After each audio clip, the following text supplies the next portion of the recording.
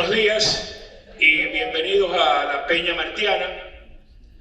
Hoy habíamos quedado de que íbamos a tener una sesión extraordinaria, puesto que mañana, 28 de enero, es un aniversario más, el 170 aniversario del nacimiento de José Martí. Y siendo esto la Peña Martiana y siendo esto precisamente una tribuna americana, lo menos que podíamos hacer era conmemorar esa fecha importante. Y vamos a tener un menú variado, una presentación de varias personas que nos van a hablar de Martí, varios oradores, varios poetas que van a leer sus poesías sobre Martí.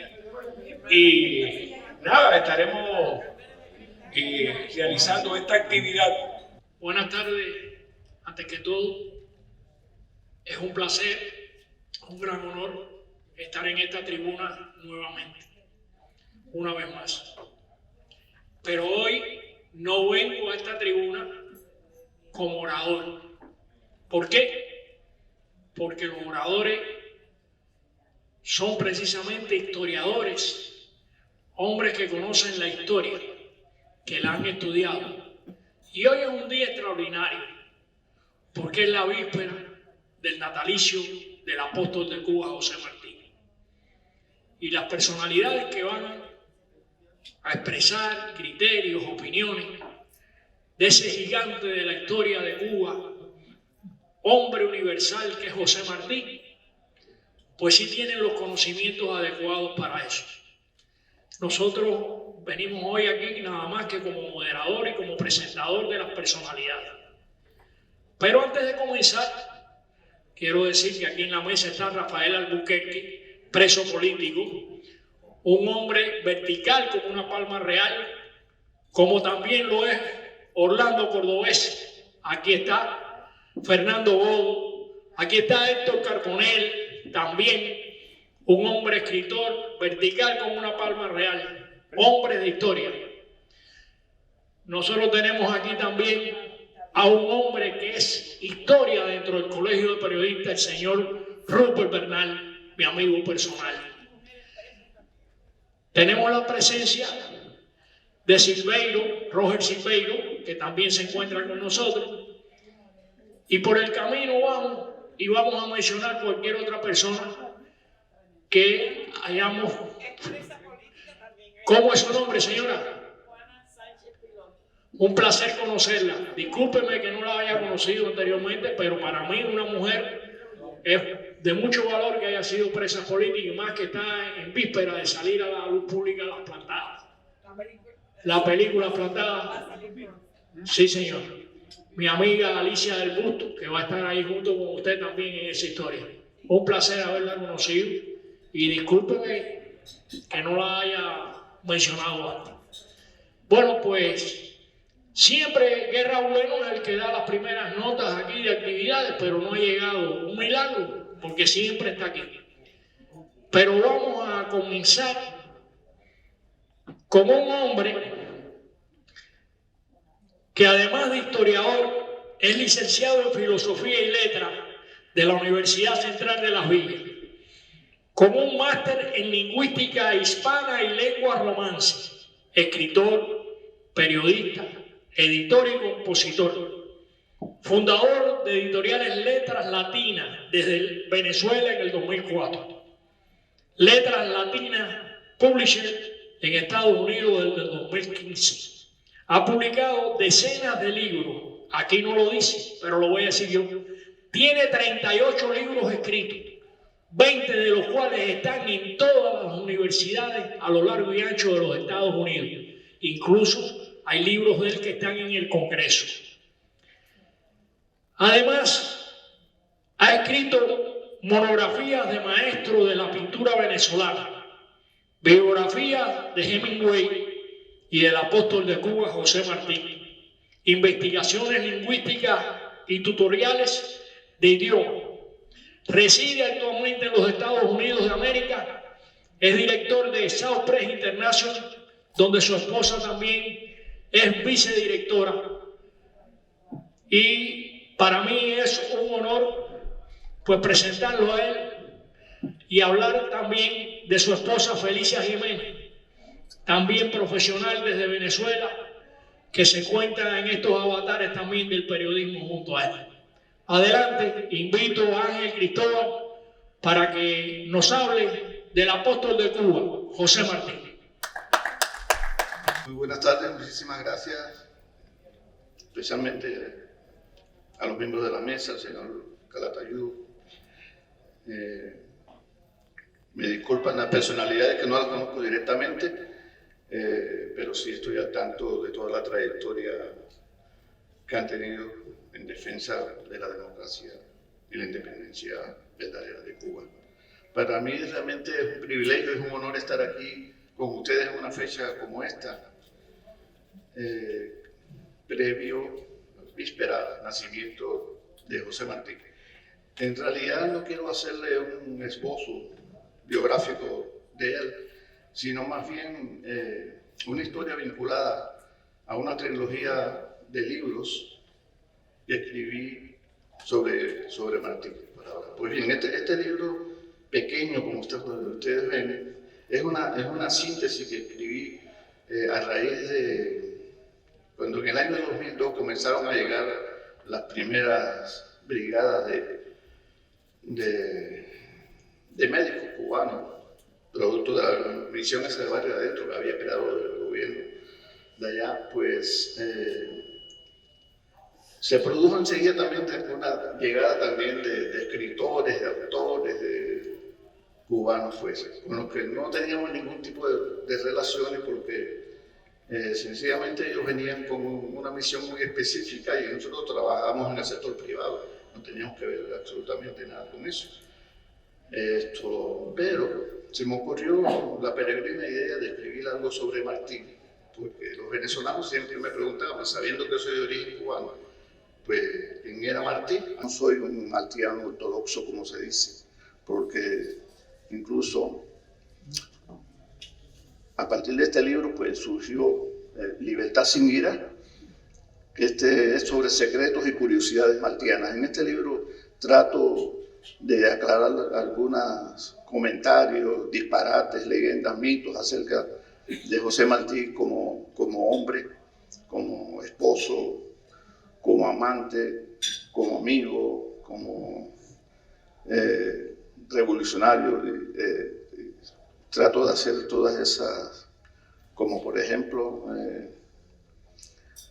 tuve acceso a documentos de Martí allá en el Departamento de Estudios Raros y Valiosos de la Universidad Nacional de Venezuela, en el que están todos los documentos, tanto de Martí, está la revista venezolana, están también las cartas de su amigo Cecilio Acosta, y bueno, me permitieron hacer ese trabajo de investigación, y de esa investigación surgió Libertad sin ira y más tarde La Odisea de Martí. Estos tres libros, esta trilogía, complementa un poco sin ánimo de yo querer ser un estudioso de él, sino se me ocurrió esa idea, pero buscando más allá del Martí que conocemos básicamente los cubanos, pues profundizar un poco en las cosas que nos escondieron a lo largo de la historia, lo que no nos daban en los colegios.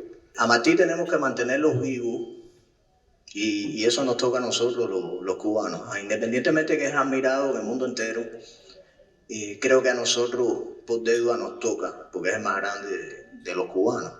Y yo llevo muchos años investigando a Martí en su vida personal, en el ser humano, más allá de que nos han enseñado incluso en Cuba, porque Fidel Castro, ustedes saben, en Cuba es una versión de Martí, pero eso en otras partes se han creado mitos y diferentes cosas sobre Martí. Y a partir de investigaciones que hicieron dos historiadores hace unos años, Tony de la Cuba y Carlos Ripoll, más otras que he hecho yo escribí este libro, que son historias de amor. O sea, aquí son historias de varias personas, de varias parejas famosas, conocidas, pero la mayor de ellas, la que le dedico más tiempo en el libro, es José Martí. Yo me enfoco en el Martí de los Estados Unidos. Martí que vivió los últimos 15 años de su vida en los Estados Unidos y en ese tiempo fue testigo de la pujanza del capitalismo en los Estados Unidos y de una serie de hechos que marcaron a los Estados Unidos. Estados Unidos, básicamente, con los defectos que tuvieron, en esa época, Habla bajito, por favor. se hizo sobre el empeño y la audacia de 4 hombres que indiscutiblemente, ya digo, independientemente de sus virtudes y defectos, levantaron la pujanza del capitalismo en este país, que fueron Vanderbilt con los ferrocarriles, Rockefeller con el petróleo, Carnegie, que introdujo la fabricación de los edificios de acero, y después posteriormente Ford con los autos.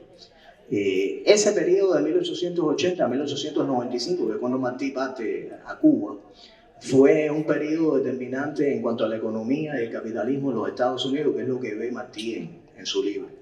Ahí está la llegada de la Estatua de la Libertad. Martí escribió sobre todo eso. Escribió sobre el puente de Brooklyn, cómo se construyó el puente de Brooklyn, con muchísimo detalle. Y se puede decir en sentido general que en América Latina, a partir de todos los escritos que hizo en muchísimos países, en Venezuela, en Colombia, en Guatemala, en México, en muchísimos lugares, fue incluso cónsul de Uruguay,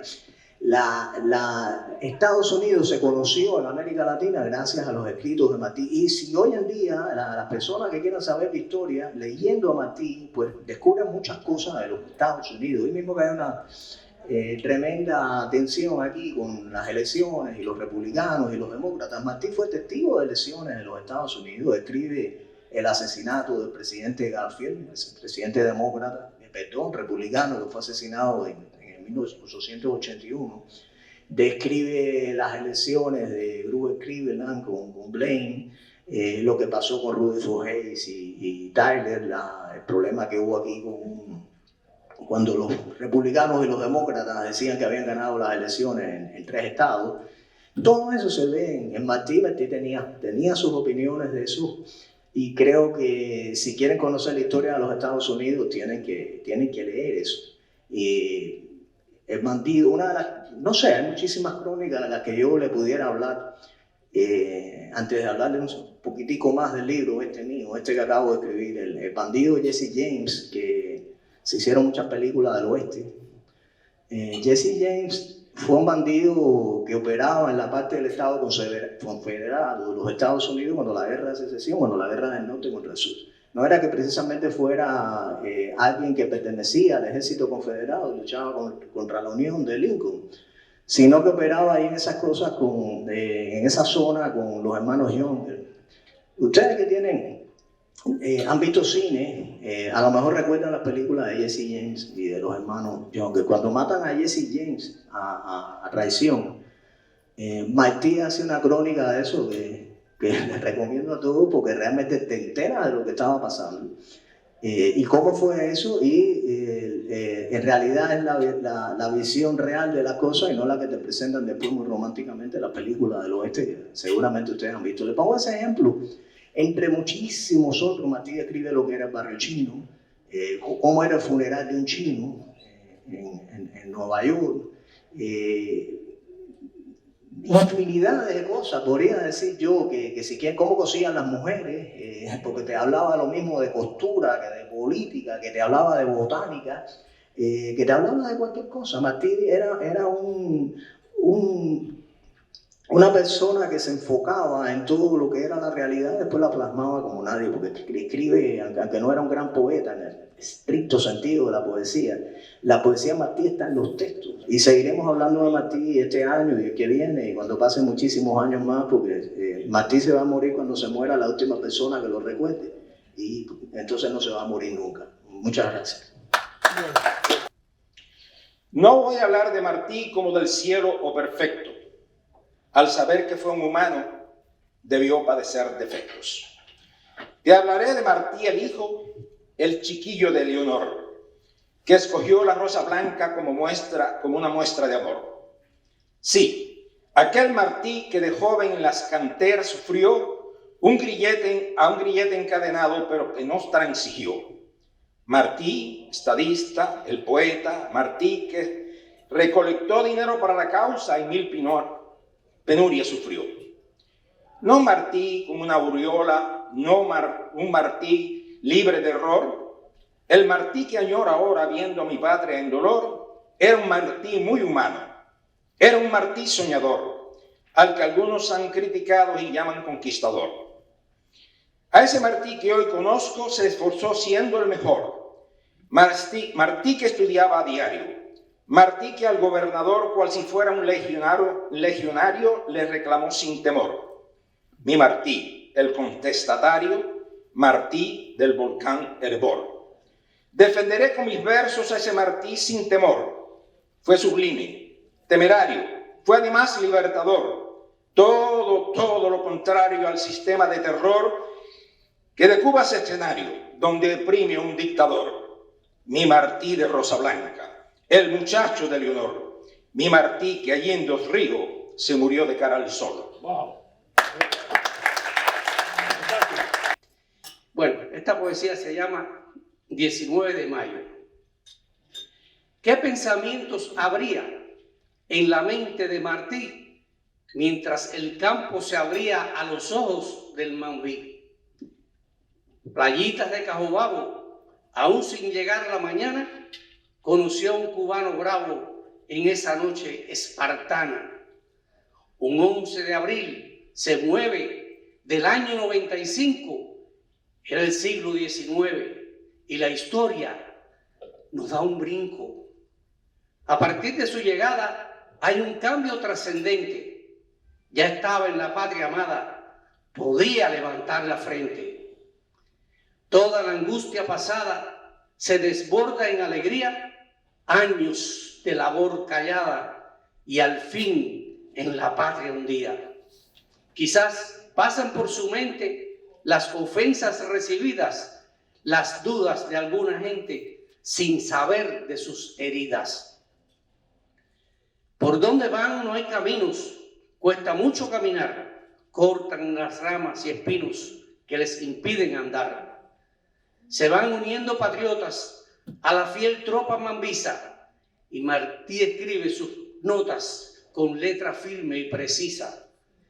¿Cuáles son los pensamientos que se anidan en Martí? Ya conoció campamentos donde acampa el fiel Mambí. Tal vez en su caminar por alguna estrecha senda ve la patria como altar y su vida como ofrenda. Habla a la tropa mambisa, se enciende su verbo franco, ama la tierra que pisa, mira su caballo blanco. Se oyen tiros a lo lejos. No es momento de dudar, ya no hay jóvenes ni viejos, el momento es de luchar.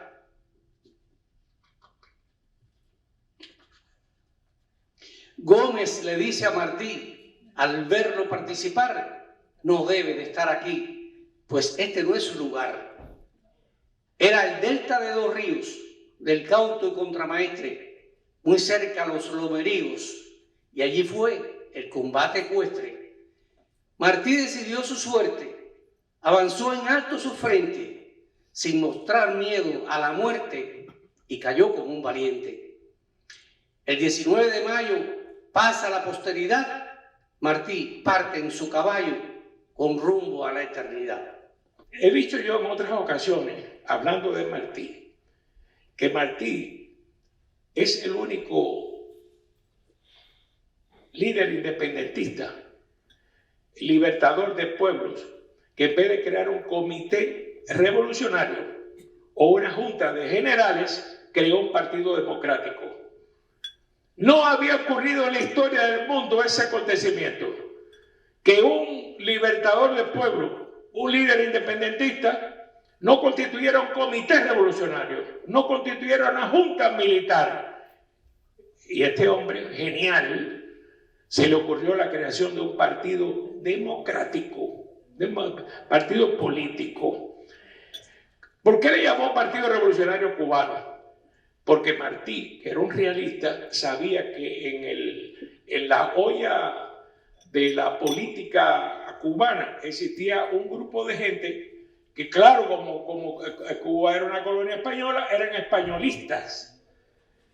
Ese era el partido españolista, pero había un partido anexionista porque hay que recordar, y no son gente para ser degradada ni difamada, hay que recordar que Estados Unidos en ese momento era el gran país democrático, que cuando Europa era monárquica surgió esa experiencia democrática de los fundadores de Washington, de Jefferson, de Hamilton, de Franklin, de todo aquel grupo genial de fundadores de los Estados Unidos, que en el mundo entero era la historia del gran experimento democrático en un mundo que era colonialista, imperialista o monárquico. Los reyes pues tenían el mandato de Dios, y lo que dirigía el mundo eran los reyes y el Papa. Y entonces surge el experimento democrático de Estados Unidos. Y era lógico que a 90 millas un grupo de cubanos, vamos a decir, no había nacido en la nación cubana, así que eran gente que había nacido en Cuba, que eran ciudadanos españoles. Y como España era un imperio poderoso e imponía la presencia de una soldadesca poderosa en Cuba, aquel pueblo desarmado que no tenía nada más que 1,5 millones de personas en ese momento más o menos, no se podía imponer frente a un imperio europeo como el español. Y entonces vieron la esperanza de unirse a los Estados Unidos, que era la democracia luminosa, que era el ejemplo del mundo, a 90 millas. Aleluya. Y entonces eran anexionistas. Y entonces había un grupo de cubanos talentosos también, es decir, talentosos también, que eran autonomistas. No querían salirse de la raíz hispana y meterse en la raíz anglosajona. Por un problema de idioma, por un problema de cultura, por un problema de tradición, porque esos autonomistas, igual que los independentistas y los españolistas, eran hijos, eran criollos, hijos de españoles, nietos de españoles, como nosotros. Entonces, pues, decidieron que era mejor una teoría parecida al modelo que se implementó en el Canadá, donde Canadá era independiente, pero pertenecía a la mancomunidad británica, como pasó con Australia y otros países del mundo. Y esto trajo como consecuencia que existiera legítimamente, igual que el anexionismo, existiera el autonomismo y existiera el españolismo. Y entonces Martí sabía, genio como era, que había 3 tendencias y la cuarta era la independentista. Por eso él crea el Partido Revolucionario Cubano, porque es la cuarta opción. Es la cuarta opción. Él sabe que la voluntad cubana y el criterio político cubano de aquel momento, una nación que surgía de colonia a convertirse en nación, era el independentismo.